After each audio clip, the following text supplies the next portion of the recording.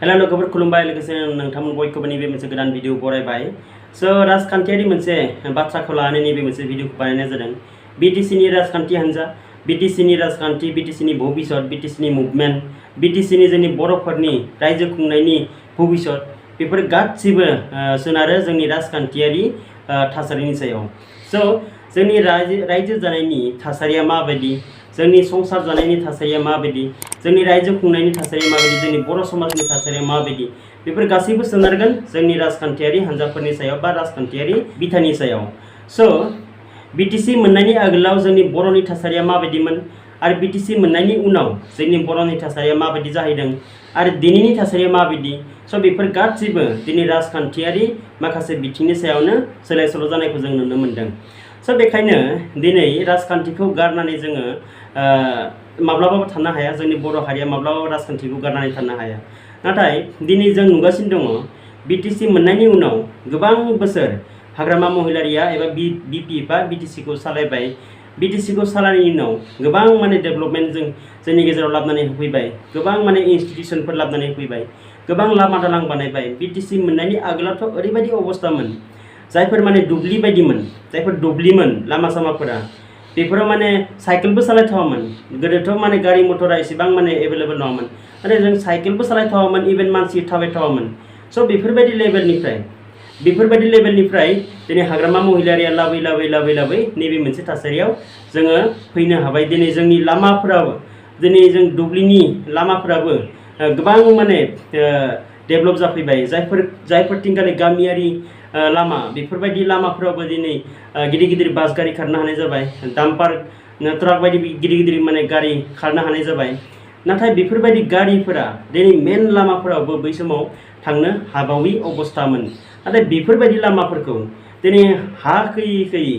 एसेबां गोजौ खालामै माने पाक्का बानायनायनि उनाव दिनै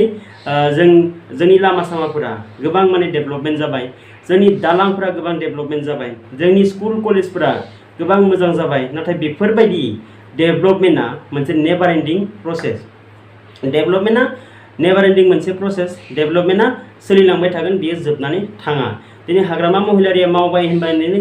जोंनि गेजेराव लामा दालांनि समस्या जोब्बाय, जोंनि गेजेराव स्कुल कलेजनि समस्या जोब्बाय, बेफोरबायदि नङा। मानोना जायखौ जों बानायदों बिनि जोबनायनिबो मोनसे थायो, जेरैबायदि मोनसे भेलिडिटि थायो। बेफोरबायदि भेलिडिटिया जेरावबो थाखायो। जायखौ जोङो मोनसे समाव हाग्रामा महिलारिया मावलांबाय, दिनै हाग्रामा महिलारि मावलांनाय माखासे लामाफोरा माने बायलांनो हमदों। बेफोरबायदिनो दिनै प्रमद बर'आ जायफोर लामा दालांखौ मावदों बे मोनसे समाव बायनानै थांगोन। जायफोर स्कुल कलेजखौ माने बिल्डिंखौ बानायदों बे मोनसे समाव बायनानै थांगोन। मैया दाखालि बावसो एसेबां गिदिर क्रर थाखा होनानै बानायनाय पार्लियामेन्ट हाउसआ, इन्डियानि पार्लियामेन्ट हाउसआ अखा सेरदों।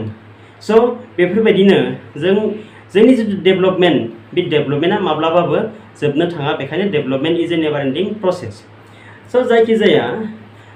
बिटिसि मोननायनि उनावनो जोंनि बर'नि माखासे माने थासारिया सोलायदों, जोंनि बर'नि माखासे संसार जानायनि थासारिया सोलायदों। मानोना जोंनि गेजेराव मोनसे डेभेलपमेन्टआ फैदों, जोंनि गेजेराव मोनसे सोलायनाया फैदों। जिहेथु जोंनि हारिखौ, जोंनि ओनसोलखौ जोंनि मानसिया दैदेननो हादों, जोंनि माने सरकारखौ जोंनि बर' मानसिया माने दैदेननो हादों। बेफोरबायदि सरकार सालायनायनिफ्रायनो जोंनि माखासे बर' न'खरफोराबो गोबां माने साख्रि मोन्दों, गोबां खामानि मावनानै थाखा फैसा आरजिनो हादों, गथ' गथायफोरखौ मोजां स्कुल कलेजाव होनो हादों। जोंनि माने बेफार बिजनेसफ्रा डेभेलपमेन्ट जादों, मानसिफ्रा गारि मथर लादों, थाखा फैसा खामायदों। सोलोंथाइ मोननानै गिदिर गिदिर माने साख्रि लादों। माखासे गेलेनाय बिथिङावबो गोबां मानसिफोरा नेसनेल इन्टारनेसनेल लेभेलाव थांनो हादों, जाय माने हाग्रामा महिलारिनि समावबो। बियो जाफुंदों जोंनि सरकारखौ, जोंनि जिथु 6 शिड्युल जिथु बिटिसि सरकार, बे बिटिसि सरकारखौ जोंनि मानसियानो सालायनो हानायनि थाखाय बेफोर माने पसिबोल जानानै फैदों। नाथाय दिनै जों साननो गोनां जानाया नैबेसो, जोंनि सरकारखौ, जोंनि जिथु बिटिसि एसेबां रोजा मुंख्लंफोरखौ माने रोजा सुबुंफोरा मुंख्लं जानायनि उनाव जेरैबायदि मोनसे 6 शिड्युल काउन्सिल एरेन्जमेन्ट मोन्दों, माने सेल्फ गभर्नमेन्ट मोनसे एरेन्जमेन्ट मोन्दों। बे सेल्फ गभर्नमेन्ट एरेन्जमेन्टआ बेसेबां गोबाव जोंनि बर'नि आखायाव थागोन, बिनि सायाव जों माखासे बाथ्राखौ सिन्था खालामनो गोनां जानानै फैदों। दिनै जोङो जोंनि थासारिखौ जुदि नायनो थाङोब्ला जोंनि गेजेराव सान्थि फैदों होननानै बुंदों, नाथाय बे सान्थिया बेसेबां गोबाव जोरगोन जों बेखौ सिन्था खालामनांगोन। नंगौ, जोंनि गेजेराव सान्थि फैदों दान्दिसेनि थाखाय, मानोना जोंनि गेजेराव दायो रावबो हाथियार हमग्रा हानजानि मानसि गैला, माने थाखा फैसा दाबि खालामनाय बेबायदि गैला, गारि मटर माने लामा दथायाव माने सेनानै लांनाय बेफोरबायदि सिखाव सिथुब गैला जोंनि गेजेराव। बेफोरबायदि जोंनि गेजेराव थासारिया एसे सोलायदों, नाथाय बेफोरबायदि थासारिया बेसेबां गोबाव जोंनि गेजेराव थाबाय थागोन, जोंनि हारिनि गेजेराव बेफोरबायदि थासारिया बेसेबां गोबाव थाबाय थागोन। स' जों बेखौ एक नम्बराव सिन्था खालामनो गोनां जादों। दिनै बिटिसिखौ इउपिपिएल आरो बिजेपि बे मोननै राजखान्थि हान्जाया माने एलायन्स जानानै बे बिटिसिखौ सालायगासिनो दङ। दिनै इउपिपिएलआव माखासे मानसि जगदान जागासिनो दङ, माखासे मानसि जगदान जादों, नाथाय बेखौ इउपिपिएलआव बिपिएफनिफ्राय थांदों होननानै बिथांमोना जाहिर खालामगासिनो दङ। इउपिपिएलआव बिपिएफनिफ्राय जगदान जादों होननानै बिथांमोना बुंगासिनो दङ। थारैनो इउपिपिएलआव बिपिएफनिफ्राय जगदान जामारदोंमोन नामा? जेनुइन बिपिएफनि भटार्सफोरा दिनै इउपिपिएलआव जगदान जादों नामा? आरो जुदि जगदान जादोंमोनब्ला थारैनो बिपिएफ थांनाय एमपि इलेक्सननि रिजाल्टआ माने एसेबां दुखुनांथाव जाखो इउपिपिएलनि थाखाय। दिनै जुदि जों बुंनो थाङोब्ला रायजो राजाफोरा जाय सरकाराव फैयो बे सरकारानो माने भटखौ होयो माबा मोनसे मोननायनि थांखियाव। जाय सरकाराव थायो बे सरकारजों माने लोब लोब थांनायखौ जोङो नुनो मोनो। स' बेखायनो दिनै रायजो राजाफोरखौ सोरखौबा बिपिएफनि लेभेल गानहोबा, सोरखौबा कंग्रेसनि इउपिपिएलनि लेभेल गानहोबाय थाब्ला जानाय नङा। मानोना रायजो राजाया सानफ्रोमबो सरकारनिफ्राय माबा मोनसे मोननायनि थांखियाव थाबाय थायो। स' बेखायनो दिनै साधारन रायजो राजाफोरखौबो माने बिपिएफनि लेभेल गानहोबाय थानाया, इउपिपिएलनि लेभेल गानहोबाय थानाया, बिजेपिनि लेभेल गानहोबाय थानाया बे थारैनो जोंनि थाखाय जोबोद माने दुखुनांथाव जानानै फैदों। दिनै माखासे दैदेनगिरिफोरखौ बिपिएलआव जगदान जादों होननानै माने बुंगासिनो दङ। थारैनो जेनुइन माने बिपिएफनि लिडारफोरा इउपिपिएलआव जगदान जादों नामा? बिसोरो बिजेपिनि नंगौ ना नङा? स' जोंनि दिनै इउपिपिएल आरो बिजेपिनि गेजेराव जिथु एलायन्स सोलिदों, बे एलायन्स बायदियै बिथांमोननि जिथु एग्रिमेन्ट बा बिथांमोननि जिथु माने आन्डारस्टेन्डिं, बे आन्डारस्टेन्डिं बायदियै इउपिपिएलआव बिजेपिनि मानसिफोरखौ जगदान जाहोनो मोना आरो बिजेपिआव इउपिपिएलनि मानसिफोरखौ जगदान जाहोनो मोना। नाथाय दिनै माखासे जायफोर माने बिजेपिनि वार्कार्सफोर, बेफोर बिजेपिनि वार्कार्सफोरखौबो इउपिपिएलआव जगदान जाहोदों, नाथाय नामखौ होदों बिपिएफनिफ्राय फैदों। आरो दिनै बिजेपिआवबो माखासे इउपिपिएलनि वार्कार्सफोरखौ लानानै फैदों, जगदान जाहोदों, नाथाय दाय होदों बिपिएफखौ। स' बिसोरनि गेजेराव जेरैबायदि मोनसे कम्पिटिसन, जयनिं जाहोनायनि जिथु मोनसे कम्पिटिसन, बे कम्पिटिसना लास्टआव थाङै इउपिपिएल आरो बिजेपिनि गेजेराव माने मोनसे मिसआन्डारस्टेन्डिंआ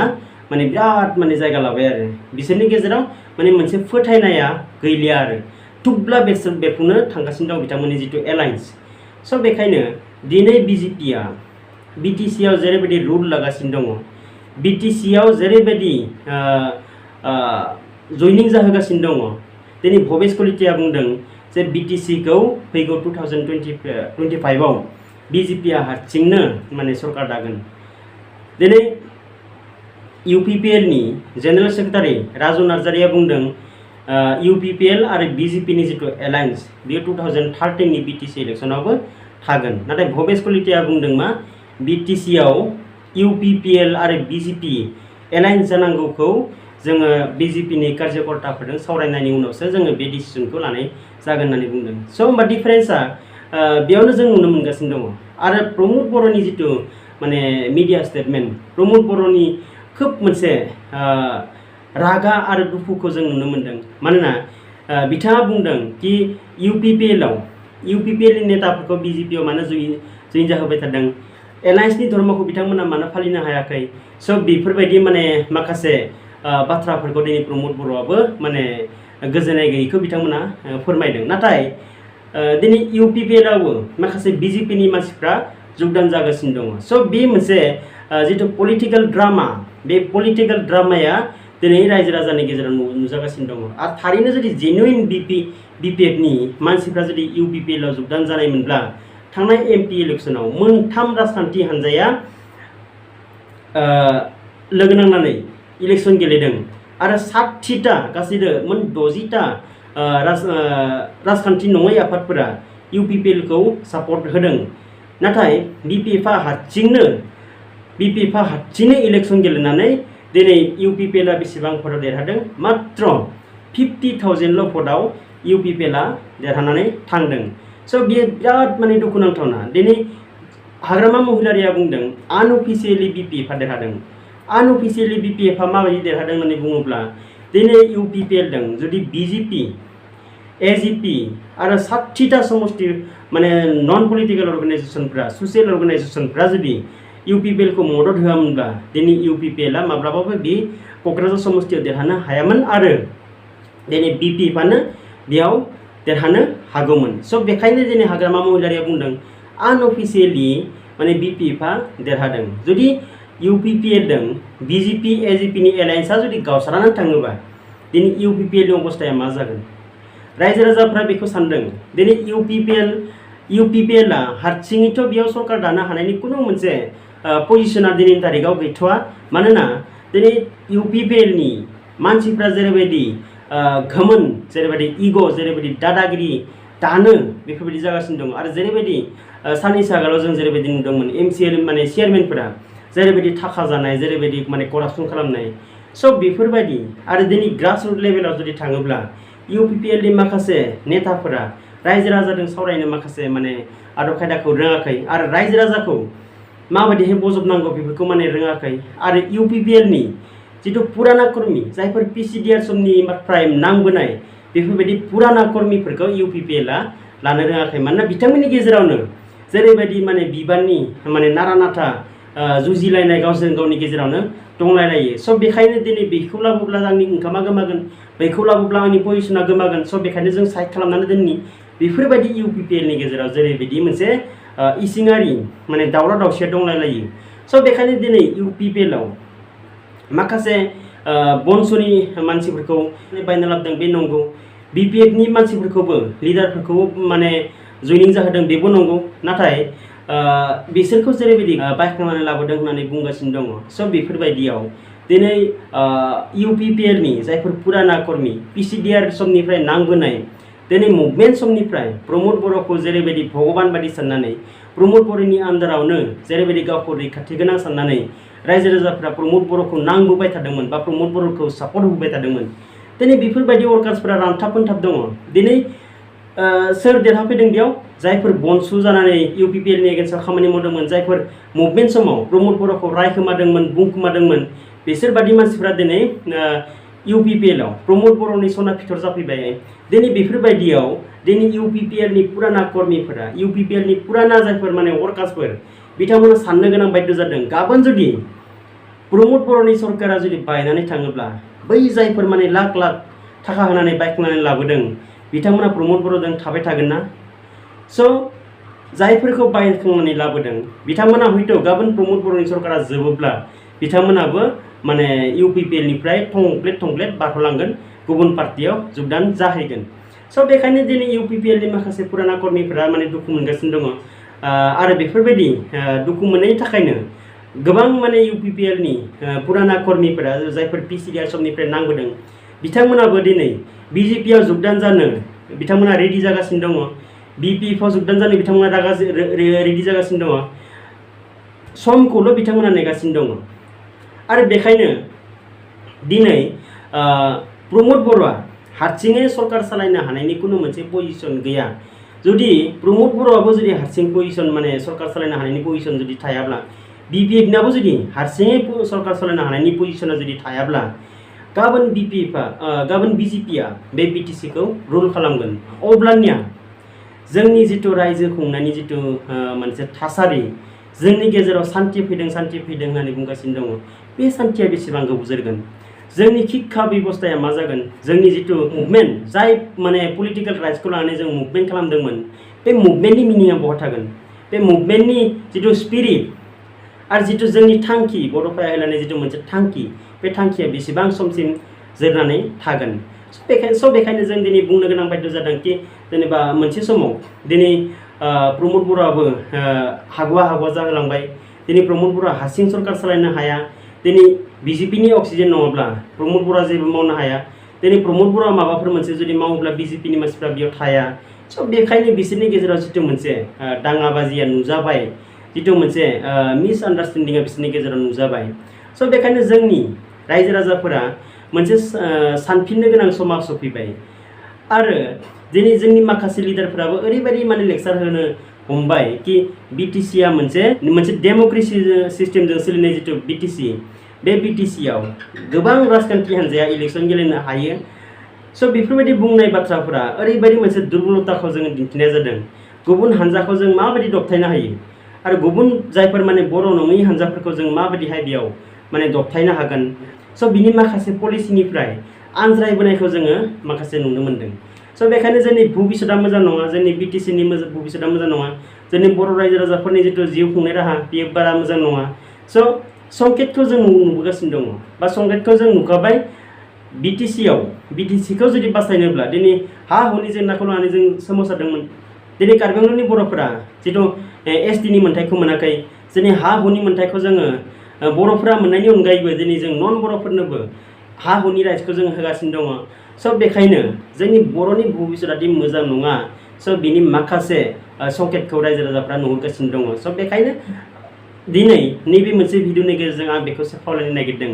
कि बिटिसिखौ बासायनोब्ला बर'फोरा खोब पलिटिकेलि सांग्रां जाफिननांगौनि गोनांथि दङ आरो इउपिपिएलनि दारानो जुदि बिटिसिखौ जुदि सालायनो नागिरदोंब्ला दिनै इउपिपिएलनि दैदेनगिरिफोरनि माखासे माइन्डसेटआ सोलायफिननो गोनां जागोन बा सोलायफिननांगोन आरो माखासे जायफोर माने पुराना वर्कार्स बै पुराना वर्कार्सफोरखौ लानानै जेरैबायदि प्रमदफोरा दावगाबोदोंमोन जेरैबायदि हान्थिबोदोंमोन एसेबां गोलाव लामा हान्थिबोबाय दिनै सरकाराव फैनायनि उनाव दिनै बिपिएफनि मानसिफोरखौसो बांसिन माने प्रिफारेन्स होनानै दिनै जेरैबायदि इउपिपिएलनि पुराना कर्मिफोरखौ गारनानै दोनबाय बे मोनसे प्रमद बर'नि माने बिराद गेदेर मोनसे गोरोन्थि दिनै जेसेबां बिपिएफनि मानसिफोरखौ बिथांमोना बायनानै लाबोआ मानो भटखौ हले बिथांमोना बिपिएफनो होखायो दिनै बिपिएफनि माखासे मानसिफ्रा इउपिपिएलआव फैदों नाथाय भटखौ इउपिपिएलनो होआ बिपिएफनो होयो आरो जुदि बिसोर थारैनो जुदि इउपिपिएलनो होनायमोनब्ला दिनै क'क्राझार समस्तिनि जितु माने एमपि इलेक्सन बे एमपि इलेक्सननि रिजाल्टआ 2 लाख माने 50,000 बेफोरबायदि डिफारेन्सआव इउपिपिएलआ देरहागौमोन स' बेखायनो दिनै प्रमद बर'आ सानफिननो गोनां बायद' जागोन बा इउपिपिएलआ सानफिननांगौ जाबाय जे पुराना कर्मिफोरखौ मा खालामनो नागिरदों थारैनो बिथांमोना बिजेपिआव थांहोमारगोन नामा बा बिपिएफआव थांहोमारगोन नामा स' बेखायनो दिनै सम दंबावो 2025 सिम सम दंबावो दिनै पलिटिक्सआ रावबो जाम्बा गैला बयबो सोलोंजोब्बाय स' बेखायनो जों लुबैयो जे बिटिसिखौ बासायनो थाखाय जोंनि बर'नि दैदेनगिरिफ्रा निस्वार्थ भाबै खामानि मावनांगोन माने जितु सेल्फ इन्टारेस्ट बे सेल्फ इन्टारेस्टखौ गारनानैसो जों खामानि मावनांगोन स' अब्लानियासो जोंनि बिटिसिखौ जोङो बासायनो हागोन नङाब्ला दिनै बिटिसिआ गुबुन माने हान्जाया माने रुल लानाया जेरैबायदि माने 100% सियर जागासिनो दङ मात्र समखौल' नेनानै दङ आरो बियो मोनसे समाव मोगथां महर जाफुङैनि जेबो माने बाथ्रा थानाय नङा स' बेखिनिखौनो आङो सिम्पोल बाथ्राफोरखौ लानानै आं नोंथांमोनजों नैबे मोनसे भिडिअखौ बानायबाय आसा खालामो नोंथांमोनाबो आंजों माखासे बाथ्राफोरखौ कमेन्टआव शेयार खालामगोन आंनि इन्टेनसना जादों मा जोंनि बर'नि थामोनथा जोंनि बर'नि जितु माने डिगनिटि एन्ड अनर बेखौ जों माबायदि हमथाना लाखिनो हानो जितु जों मुभमेन्ट बेकग्राउन्डनिफ्राय फैनाय जोंनि बर'नि माखासे लाइमोनफोरा मुभमेन्ट बेकग्राउन्डनिफ्राय फैनाय मानसि जोब स' बेखायनो जोंनि डिगनिटि एन्ड अनरखौ जोङो लाखिनो रोंनांगोन अब्लानियासो जों आरो जोंनि पलिटिकेल राइट्सखौ जोंनि आखायाव जों लाखिनो रोंनांगोन इउपिपिएल सालायथों माने बिपिएफ सालायथों माने दिनै इउपिपिएल आरो बिपिएफ ओरैबायदि जिबौ आरो नेरलायनाय बायदि स' बेफोरबायदियाव जोंहा प्रफिटआ मा जादों प्रफिटआ जोंहा जेबो जायाखै खिन्थु जोंहा खहाया हले बहुद जादों स' बेखायनो जोंनि गेजेराव सानफिननांगौनि समा जानानै फैबाय